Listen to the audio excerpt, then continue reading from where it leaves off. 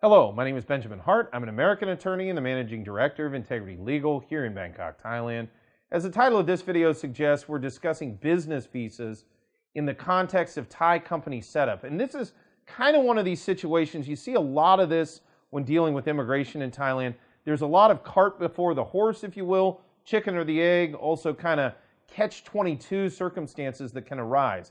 What are we talking about here? Well, there's a number of requirements associated with Thai business visa issuance, notably a company to sponsor. So if you're looking to come to Thailand to become self-employed, to set up a Thai company, again, there's a chicken or the egg phenomenon going on here. It's, okay, I need to have the company set up in order to get the business visa. Well, if you're abroad, for example, in order to get a business visa, you need a work pre-authorization document. Well, you have to have a company to have that. So how do you deal with that? Well, there's a number of different ways. We often tailor different solutions to different clients.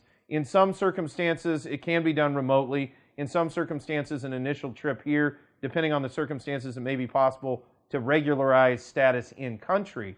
But bear in mind, if you're using a Thai company to sponsor essentially yourself, if you're wanting to be self-employed for a business visa, there are a number of things that a number of tumblers essentially that have to fall in order to unlock that lock where it's going to be possible for a business visa to be issued. In fact, there's a number of steps that have to be taken to meet the qualifications for a company to even sponsor a business visa.